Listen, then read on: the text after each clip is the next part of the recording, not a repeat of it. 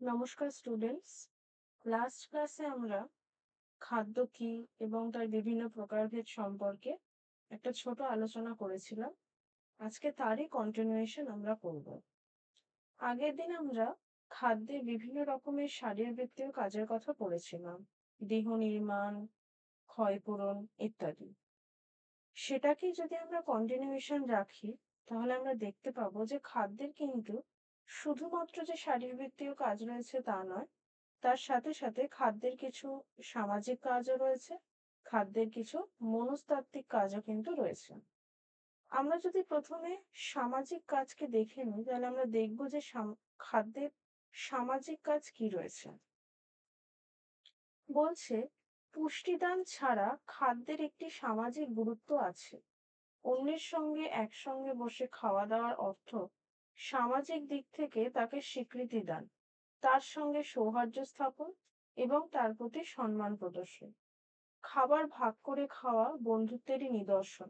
পরিবারের লোকেরা রাতে নৈশ আহার একসঙ্গে বসে সমাধা করেন। ছুটির দিনেও তারা একসঙ্গে বসে খান। এই খাবার সময়টাই তাদের পারিবারিক বন্ধনকে সুদৃঢ় করার সুযোগ এনে দেয়। তার মানে কি বলছে যে খাদ্য শুধুমাত্র যে বিভিন্ন রকমের শারীরবৃত্তীয় কাজ সম্পাদন করছে তা কিন্তু নয়।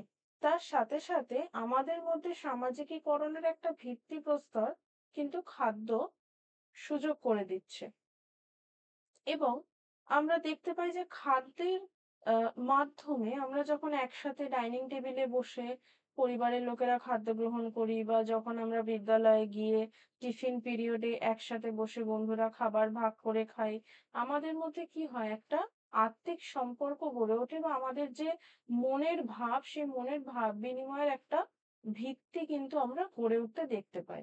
তাহলে শুধুমাত্র যে দেহ নির্মাণ, ক্ষয়পূরণ ইত্যাদি শারীরবৃত্তীয় কাজ খাদ্য করে থাকে না, তার সাথে সাথে কিন্তু কিছু সামাজিক কাজও খাদ্য করে থাকে। এবং সর্বশেষ আমরা যেটা দেখতে পাই যে খাদ্য আমাদের যে বন্ধন, আমাদের যে রিলেশনশিপ, সেটাকে কিন্তু দৃঢ় করতে আরো সাহায্য করে।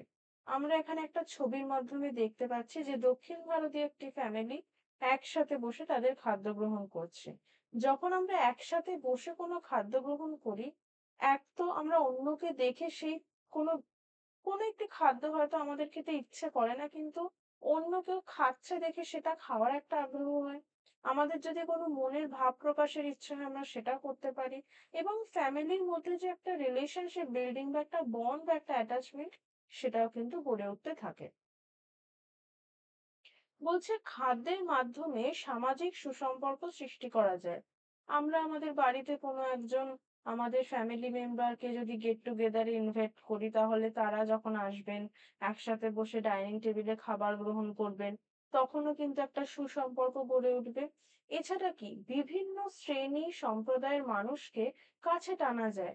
আমরা জাতি, ধর্ম, বর্ণ নির্বিশেষে একমাত্র খাদ্য একটি ভিত্তিকে কেন্দ্র করে কিন্তু আমরা বিভিন্ন শ্রেণী এবং সম্প্রদায়ের মধ্যে ভাব বিনিময় করতে পারি। আমরা হিন্দুদের বিজয়ের সময় কি করি? আমরা বিভিন্ন রকমের মিষ্টান্ন তৈরি করি। আমরা দিওয়ালি উৎসবে কি করি? বিভিন্ন রকমের লাড্ডু তৈরি করি। খ্রিস্টানদের বড়দিনে আমরা কি করি? কেক খাই। 25শে ডিসেম্বর আমরা জানি। মুসলমানদের ঈদে আমরা সেমাইয়া খাই। আমরা বিভিন্ন রকমের মিষ্টির আইটেম খেয়ে থাকি, এবং এই উপলক্ষে যে নানা রকম মিষ্টি, কেক ইত্যাদি বিতরণের ব্যবস্থা আছে, সেটি আসলে খাদ্যের সামাজিক ভূমিকা। তাহলে আমরা দেখলাম যে নট অনলি শারীরবৃত্তীয় কাজ, খাদ্য কিন্তু বিভিন্ন রকমের সামাজিক কাজও করে থাকে। এবার তো আমরা দেখলাম যে খাদ্যের কি কি সামাজিক কাজ রয়েছে। এবার আমরা দেখব যে খাদ্যের কি কি সাইকোলজিক্যাল ফাংশন রয়েছে, বা খাদ্য মনস্তাত্ত্বিক দিক থেকে কিরকম ভাবে আমাদেরকে সাহায্য করছে। কোনো একটা আমাদের পছন্দের খাদ্য দেখে আমাদের মাথার মধ্যে সেই খাবারকে খাওয়ার যে আগ্রহ, সেটা যে হয় না, সেটা আমরা কিন্তু একদম অস্বীকার করতে পারি না। আজকে যদি আমার সামনে আমার খুব প্রিয় বা আমার খুব পছন্দের খাবারকে রেখে দেওয়া হয়, আমার কিন্তু সেটার প্রতি একটা লোভ তৈরি হবে, বা সেটা বাড়িতে গিয়ে আমি মাকে বলবো যে মা, আমাকে এই খাবারটা তৈরি করে দাও। কারণ কি, আমার সেই খাদ্যটা খেতে খুব ভালোবাসে। বা আমি পড়াশোনা করছি না, আমার বাড়ি থেকে বলল তুমি এটা পড়াশোনা ঠিকঠাক করে করে নাও, তাহলে তোমাকে কিন্তু এই চকলেটটা দেওয়া হবে বা এই টফিটা দেওয়া হবে। তার মানে কি, খাদ্য কোথাও না কোথায় আমাদের যে ব্রেন রেগুলেশনকেও কিন্তু কনস্ট্যান্টলি মনিটর করে যাচ্ছে বা আমাদের মস্তিষ্কের কোনো এক আহ, কাজকে কিন্তু নিয়ন্ত্রণ করে যাচ্ছে। তাহলে কি বলছে? বলছে মানুষ মাত্রই অপরের ভালোবাসা এবং মনোযোগ আকর্ষণ করতে চায়। বাড়ির লোকেদের জন্য ভালো খাদ্য তৈরি করে বন্ধু বান্ধব ও আত্মীয় স্বজনকে তৃপ্তি করে খাইয়ে মানুষ তার আবেগকে তৃপ্ত করে।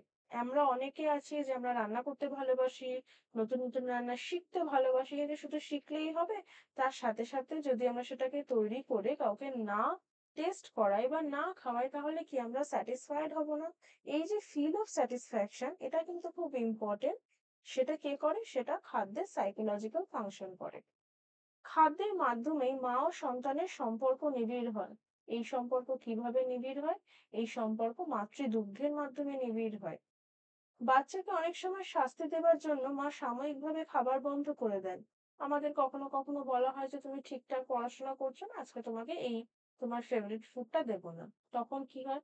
সে কিন্তু সে কাজটা করে তার মাকে গিয়ে বলবে যে মা আমি এই কাজটা ঠিকঠাক করে করেছি, আমাকে এবার দাও আমার ফেভারিট আইটেমটা। তাহলে কি কোথাও না কোথাও খাদ্য একটা সাইকোলজিক্যাল ফেনোমেনার সাথে সম্পর্কিত বা সাইকোলজিক্যাল অ্যাক্টিভিটির সাথে সম্পর্কিত। জন্মদিনে কিংবা কোনো কাজে, যেমন পড়াশোনা অথবা খেলাধুলায় সাফল্য লাভের জন্য মা যখন তার হাতে পছন্দ হয়ে খাবারটি তুলে দেন, তখন দুজনেরই কিন্তু পরম সন্তোষ লাভ হয় এবং আত্মতৃপ্তি হয়। এই হচ্ছে খাদ্যের সাইকোলজিক্যাল ফাংশন। এতক্ষণ তো আমরা শারীরবৃত্তীয়, সামাজিক এবং মনস্তাত্ত্বিক বিভিন্ন রকমের ফাংশন দেখলাম। তার সাথে সাথে আমরা এবার দেখব যে নিউট্রিয়েন্টস, তার definition, macro and micro nutrients. যদি আমরা দেখি যে খাদ্যের উপাদান, যেটাকে কি বলা হয়? যেটাকে নিউট্রিয়েন্টস বলা হয়। এই যে নিউট্রিয়েন্টস, এই নিউট্রিয়েন্টস আমরা খানিকটা আগের ক্লাসে জেনেছি। যারা আগের ক্লাস দেখোনি, আগের ক্লাস দেখে নেবে প্লেলিস্ট থেকে।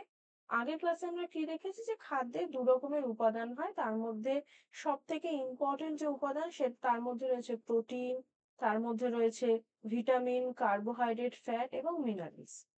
তার সাথে সাথে কিন্তু আমরা জলকেও একটা খুব গুরুত্বপূর্ণ খাদ্যের উপাদান হিসাবে দেখেছিলাম, এবং আমরা দেখেছিলাম যে জলের বিভিন্ন রকমের উৎস রয়েছে শুধুমাত্র খাদ্যের বিভিন্ন সোর্স থেকে। এবার যদি আমরা দেখি যে খাদ্যের প্রধান উপাদান বা ম্যাক্রোনিউট্রিয়েন্টস কারা। ম্যাক্রো শব্দের অর্থ হচ্ছে প্রধান, তাহলে প্রধান উপাদান কোনগুলো হবে? প্রধান উপাদানের মধ্যে হবে কার্বোহাইড্রেট, প্রোটিন এবং ফ্যাট।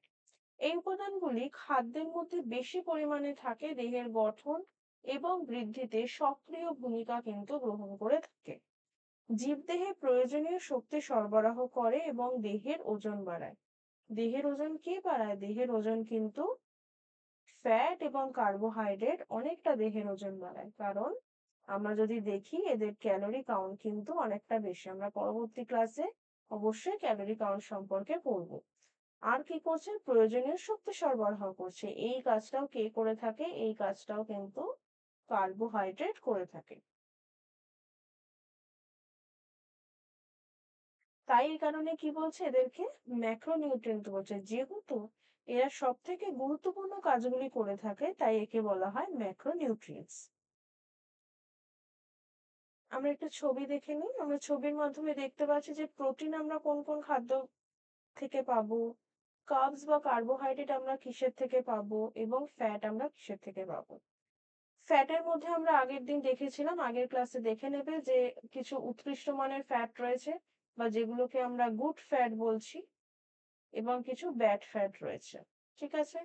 এই যে আমরা মাখন দেখতে পাচ্ছি এটা কিন্তু ব্যাড ফ্যাট, কিন্তু আমরা যে বাদাম দেখতে পাচ্ছি এটা গুড ফ্যাট। কার্বোহাইড্রেটের মধ্যে আমরা তাই দেখেছিলাম, কিছু সিম্পল কার্বোহাইড্রেট রয়েছে, কিছু কমপ্লেক্স কার্বোহাইড্রেট রয়েছে।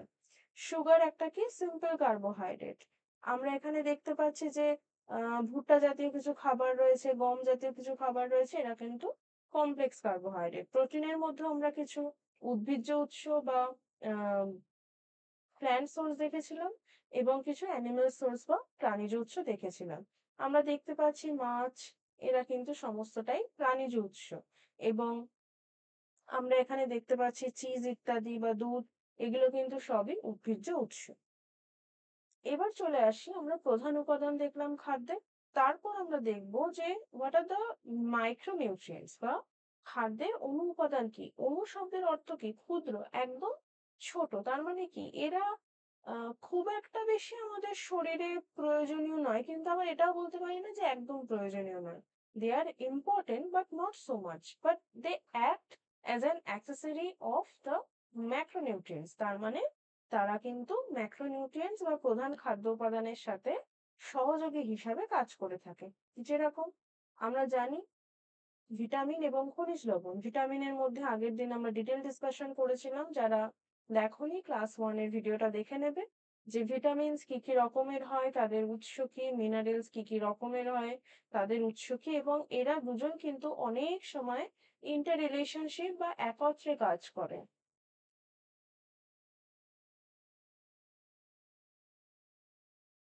ইন্টার রিলেশনশিপ বা একত্রে কাজ করে থাকে। এই দেখো আমরা আগের দিন বলেছিলাম না যে অ্যাক্সেসরি ফুড আইটেম বলা হয় এদেরকে, বলছে এসব ক্ষুদ্র উপাদানগুলি দেহের কাজ এবং শারীরিক সুস্থতার জন্য অপরিহার্য। অল্প পরিমাণে থাকে এরা শারীরবৃত্তীয় হবে এটা, কাজগুলি নিয়ন্ত্রণ করে এবং দেহকে নানা রোগের হাত থেকে কিন্তু রক্ষা করে থাকে। তার মানে কি শুধু যে আহ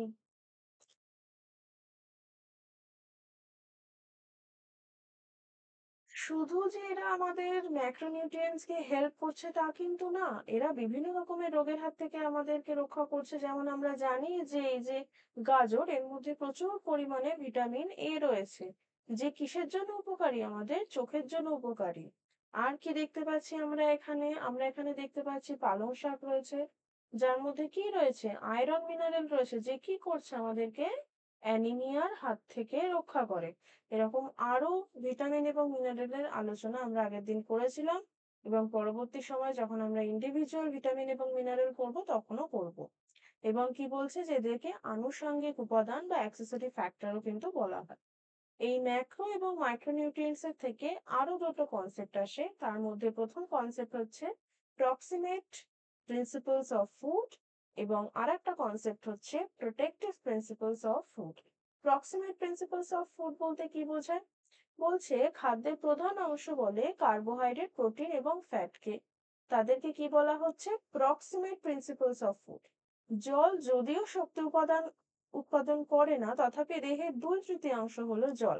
এই প্রকার গুরুত্বের জন্য জলকেও কিন্তু প্রধান উপাদান বলা হয়। প্রশ্ন আসতেই পারে যে কেন জলকে প্রধান উপাদান বলা হয়? তখন কিন্তু আমরা বলবো যে জল কোনো রকম শক্তি উৎপাদন করে না, কিন্তু আমাদের শরীরের প্রায় 2/3 হলো জল। তাই এই প্রকার গুরুত্বের জন্য জলকে কিন্তু প্রধান উপাদান বলা হয়ে থাকে। এবার প্রোটেক্টিভ বা প্রতিরক্ষামূলক কাজের ভিত্তিতে কিরকম খাদ্যদ্রব্য হয়ে থাকে বা কিরকম খাবারের শ্রেণীবিভাগ আমরা দেখতে পাচ্ছি, that is protective principles of food.